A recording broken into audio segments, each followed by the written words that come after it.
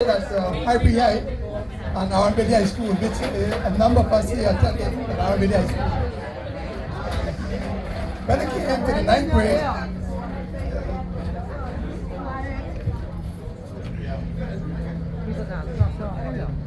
if you all be quiet, you're going to listen to jokes, okay?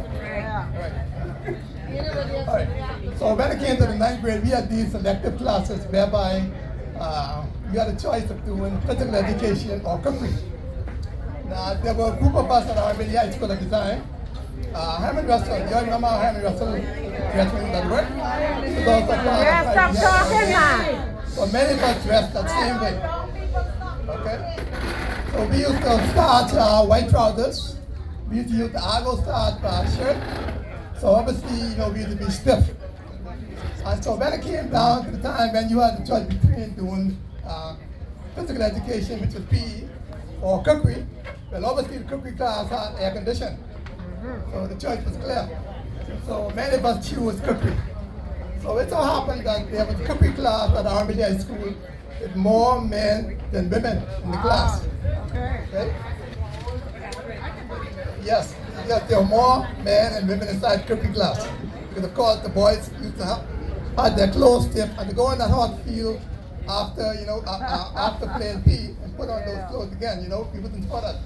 So we went to the air-conditioned cookery room. Now, sometime around 1972, Sir Leonard Pinner, our father of the nation, he had met with all of the hoteliers. And he said that he noticed that most of the jobs in the hotel was occupied by expatriates. And he wanted Bahamians obviously to study, to take up some of those careers with those senior positions. And he was going to introduce a hospitality training school where Bahamians could actually study to take up some of the management jobs. So the first two areas of concentration was the general managers of the hotel, or hotel managers, and also chefs. That born the hotel training college, which opened its door 1974, September 9th. Now at the time, Tommy Robertson was the Vice President of HR at Resorts International, and also George Mackey was the Human Resource Manager. So I can remember February of '73 they came to R&B High School to interview. It was 6 young men with our parents to get a jump start on starting a hotel career. So when our parents signed us up, we were able to get our feet wet working at Resorts International on a part-time basis from Thursday to Saturday. Now, at the time, Resorts International used to bring all the groceries, all of the canned food, most of the canned food from America, so they came in those 40-foot containers. So our job was to empty the containers and also to put away the meat, the produce, everything. Probably peel onion. After we finished that, we were able to go in the kitchen. At the time, it was the common kitchen, which housed the car radiator, the payment club, and the village air. I was placed in the car radiator. Okay, so I knew a long time. So 1973, I was placed in the car radiator. After we finished working and Norwich, my colleague Dookie and Tony Thompson, they were placed in the common kitchen. So our job was obviously to help to peel the potatoes, to peel onions, do whatever. I can remember before I joined the hotel, I used to be a large eater.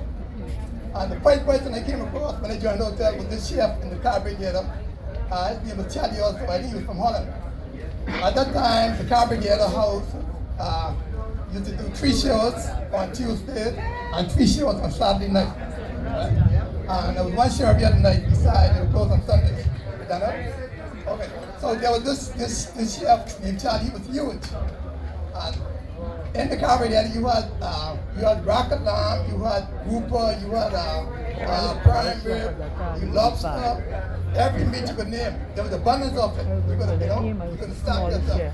So I saw the chef keep on popping. He was huge. Right then, that first night, my appetite cut. I thought I think I was destined to really be big. When I see him stuffing himself like that, I how big he was. And I said, wait a minute, I ain't gonna be big. Yes. So that cost me everything. So anyhow, we all worked in the common kitchen. Now, fast forward to 1974. The whole training college opened its door. I remember the chef came to me and said, okay, Charlie, now, the college will be ready next month, which is September. And he said, I'm going to send you to school. The chef at the time, his name was Chef Peter. I said, Chef, I don't want to go to school, I want to graduate. So he said, Charlie, I'll sign up for the class and we're going to find you. At that time, they were paying us I think $75 for the training. The mic to your mouth. So when you give your parents half of it, which is like $30, or $40, you have $30 to spend.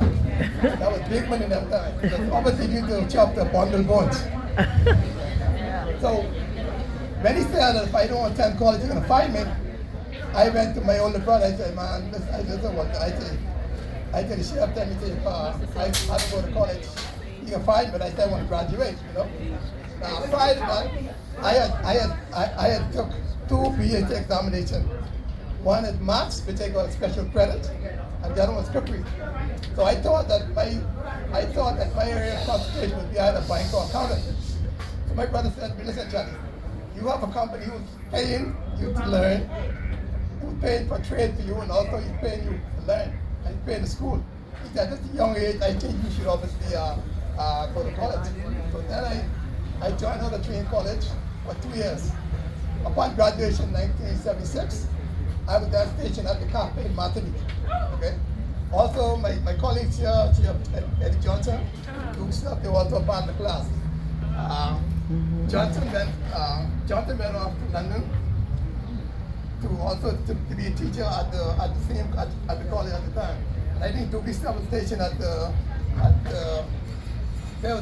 the beach. He was at the beach now. Tony Thompson, always the commissary. And Tony was always late. So there was Tony Thompson at the commissary. Tony was also apprenticeship. And then there was Bring the mic up, the Jeffrey Stubb, also Dookie brother. He was stationed in the common kitchen as well. So I work at the cafe Martinique as the chef turner.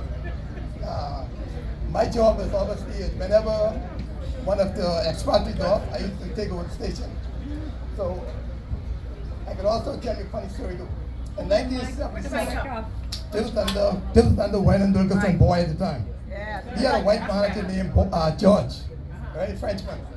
And those days, the chefs used to actually prepare the food for the managers and the captains. And I can remember this Thursday evening. It was Gonzalo, who was actually the Spanish chef. It was his time to prepare the food. So when he prepared the food and the waiter took the food in the restaurant, it so happened that the food went to George, who was the manager. The food had lots of glass pot in it. It was a Thursday evening, okay, and it had leaves on top. So thank God it was the white chef who prepared the food. So George brought back in the kitchen and said, who prepared the food? So they said, Gonzalo. So after hearing Gonzalo, obviously, there was no other, they couldn't pick on anybody else. That was the last evening that George worked at the Cafe Martinique. The following day, or the following week, Roy was the manager at Cafe Martinique. So that was 1977. So anyhow, fast forward to 1978. I remember this ad in the newspaper.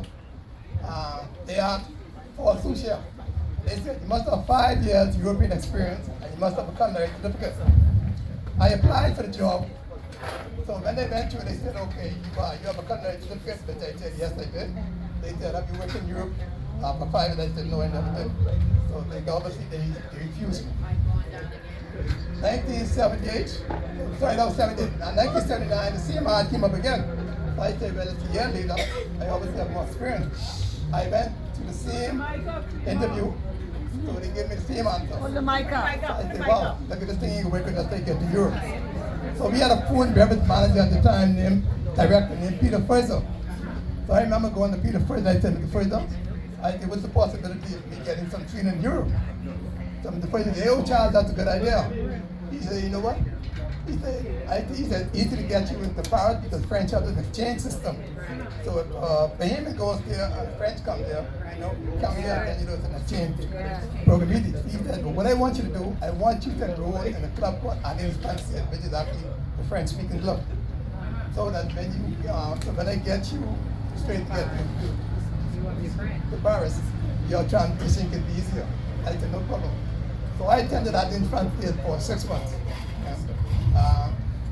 At infant field at the time we held at Queen's College, and I can remember there was a French chef at the Cafe Matic who was the fish person earlier, and his girlfriend used to teach at St. Andrew's High School. And so every Tuesday he would take me home, where she would give me a ride at Queen's College, then bring me back to Cafe Matic at night. So after doing up for 6 months, I almost fluent French, so I really pick up on the French quite well. So I went back to the first house the client coming. He said, you know what, Charles? He said, the French already agreed. He said, Bahamas government's taking much longer.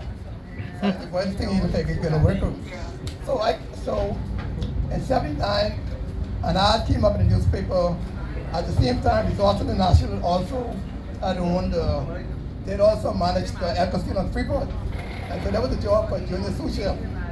So I called out there, I applied for the job. They transferred me to Freeport. I was in the tallest building in Freeport. They really took good care of me. Okay, one of the best jobs I've had. I was only from the road to here from work, so I could leave my car, walk to work, walk back. In 1982, while working at the casino in Freeport, my colleague Carl Watkins, who was still in London, I called Carl. I said, Carl, I said, boy, listen, look, I ain't get them, let's get to London. So I said, see how you can get us there. So he said, okay, you know what? He said, send me your resume. So it was myself, 3 other students. One of them was Rosemary Sinclair, Simon Miller, and then Father Cook's daughter named Joanna Mintz. So the 4 of us got 4 student visas, came down to Nassau to the British High Commission. Okay? So we left London 1981. It was on Thursday evening, I remember. Somehow Thursday seemed to be a normal day. We landed in London at Gatwick Airport at 11 a.m. When we got at Gatwick Airport, they held us at the airport. They put us in one of those holding rooms. And every hour on the hour, they would separate us and ask us what's our purpose in London, for example. Right? So they did that from 11 o'clock until 5 p.m. that evening. They never fed us.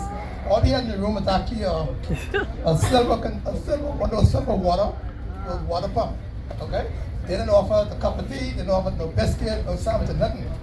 And every hour on the hour, they separate us and ask the question, what is the purpose of your trip in London? And we told them the same thing, he came here to study.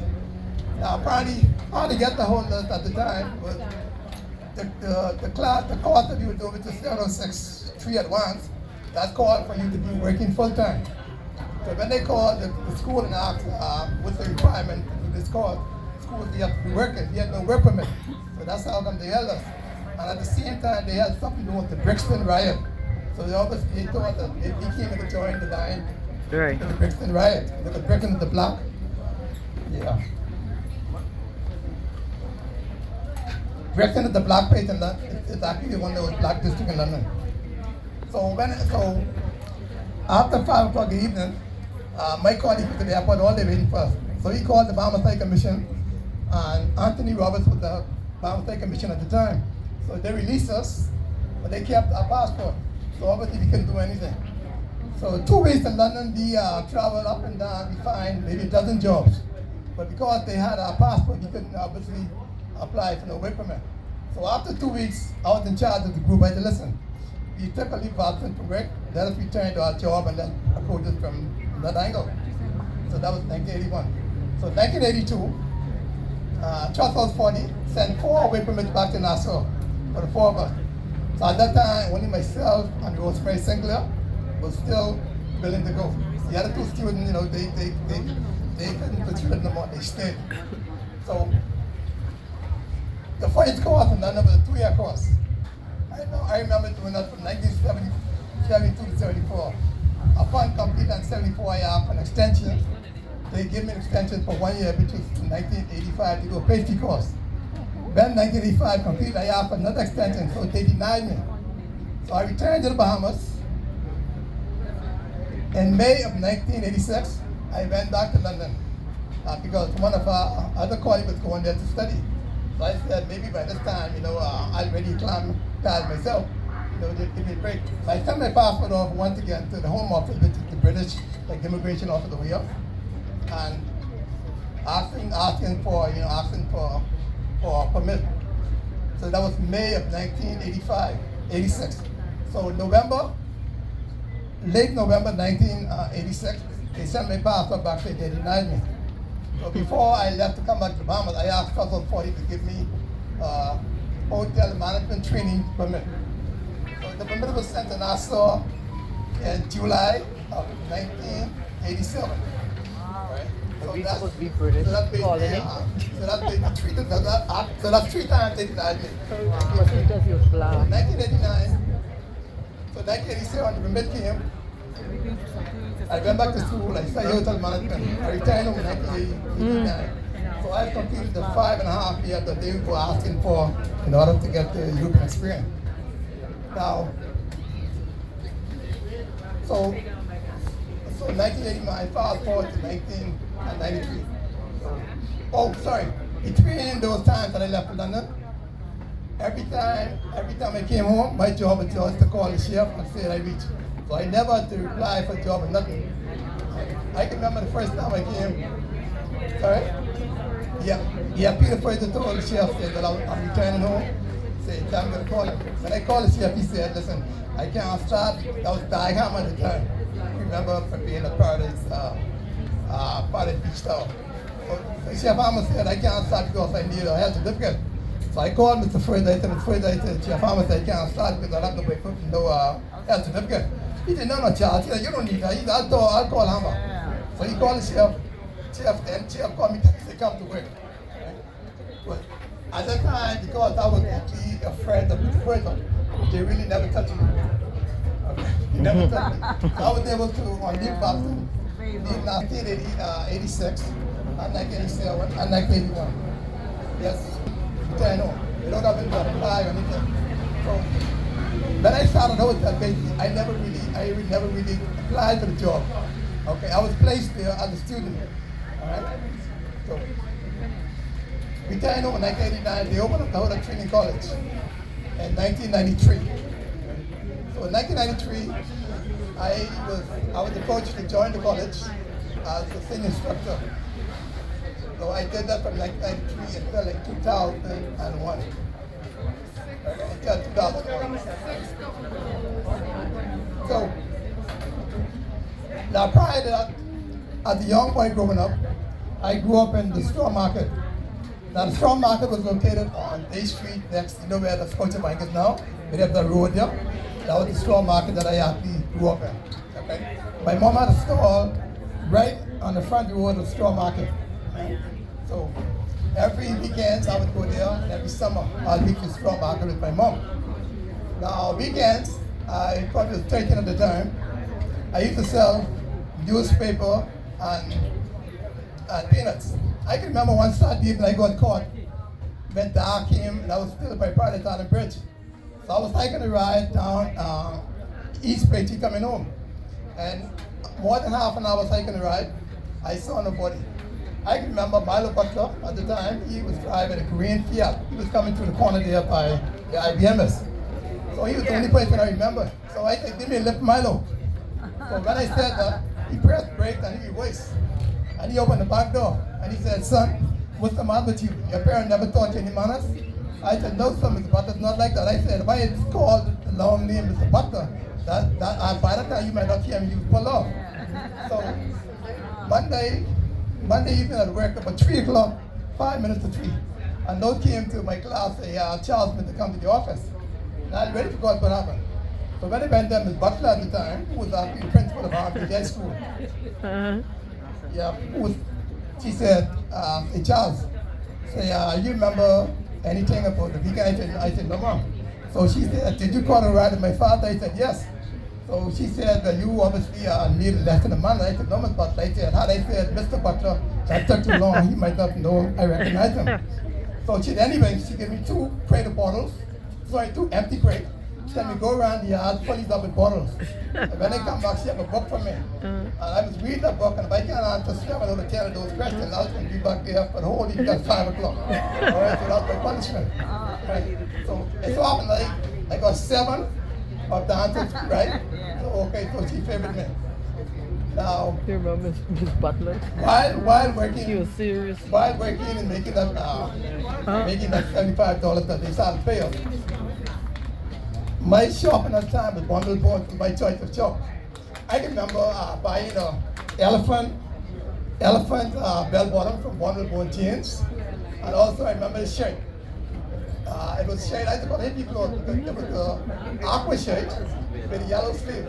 And in the middle of it, on the circle had the word sex, made me come and go. I know nothing what sex means. So you know when it came down to the last day of class, everybody wanted to wear their own uniform. So I went to school in my own uniform, this elephant jeans, and the same shirt in the middle of the sex made me come and go.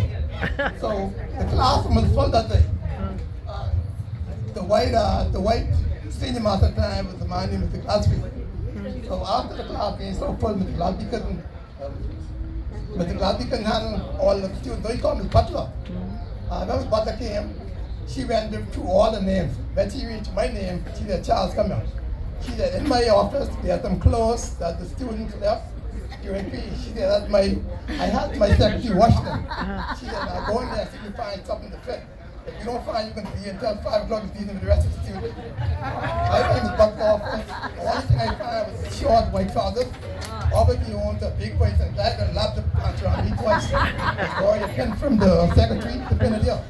So I sit down in the library until 3 o'clock. The class come out, and I was able to go home. So the Butler favored me. So that, none of it, that man, obviously made me a friend of this Butler. Right? So that's the part one of my presentation. Part two will come later. Thank you very much.